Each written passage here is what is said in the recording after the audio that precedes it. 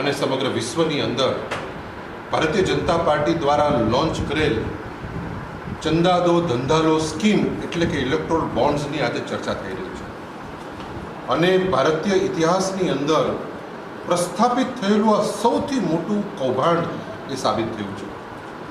જે પ્રકારે ચંદા દો અને ધંધા લો એટલે કે તમે ઇલેક્ટ્રોલ બોન્ડ્સના માધ્યમથી ભારતીય જનતા પાર્ટીને તમે ડોનેશન આપો અને પછી લાખો કરોડો રૂપિયાના તમે કોન્ટ્રાક્ટ હાંસિલ કરો, એ સ્કીમ આજે સમગ્ર દેશમાં ખ્યાલ આવી ગઈ છે. માત્ર ગણીગાંઠી કંપનીઓને 4 લાખ કરોડ કરતાં વધારેનો ચંદો આપી એને કોન્ટ્રાક્ટ આપી અને 2000 કરોડ કરતાં વધારાનું ડોનેશન એ આ ઇલેક્ટ્રોલ સ્કીમના માધ્યમથી ભારતીય જનતા પાર્ટીએ પ્રાપ્ત કર્યું છે. એની આજે સમગ્ર વિશ્વની અંદર ટીકા થઈ રહી છે.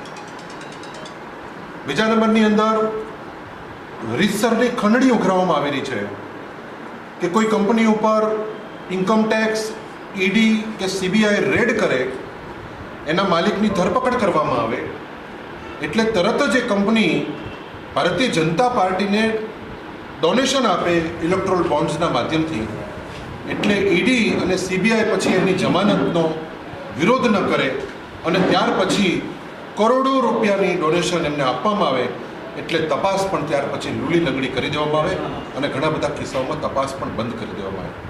આ પ્રકારે ભારતીય જનતા પાર્ટી દ્વારા 6000 કરોડ કરતાં વધારે રૂપિયાનું ડોનેશન પ્રાપ્ત કરી અને બીજું ડોનેશન જે બધું ઓલ ઇન્ક્લુડ કરવામાં આવે તો લગભગ 82 અબજ 50 કરોડ રૂપિયાનું એમણે ગેરકાનૂની રીતે, અસંવિધાનિક રીતે ડોનેશન પ્રાપ્ત કરી ચૂંટણીઓને પ્રભાવિત કરી છે, ચૂંટણીના પરિણામોને પ્રભાવિત કર્યા છે, દેશના મતદાતાઓને પ્રભાવિત કરી અને દેશની અંદર જે મુક્ત અને ન્યાયી ચૂંટણી થવી જોઈએ એ મુક્ત અને ન્યાયી ચૂંટણી થવાની તમામ શક્યતાઓ પર એ લોકોએ પૂર્ણ વિરામ મૂકી દીધું છે.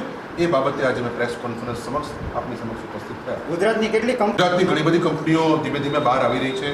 એમાં તમને પ્રમુખ રીતે જે બહુ ચર્ચિત નામ છે મેઘા એન્જિનિયરિંગ, જેનું બીજા નંબરે જેણે સૌથી વધુ ડોનેશન આપ્યું છે, એ કંપનીના પણ અનેક પ્રોજેક્ટો આજે ગુજરાતમાં ચાલી રહ્યા છે. નર્મદાની અંદર સૌની યોજનાની અંદર એમના પ્રોજેક્ટો ચાલી રહ્યા છે. કરોડો રૂપિયાના પ્રોજેક્ટો ભારતીય જનતા પાર્ટીની સરકાર દ્વારા એમને આપવામાં આવ્યા છે.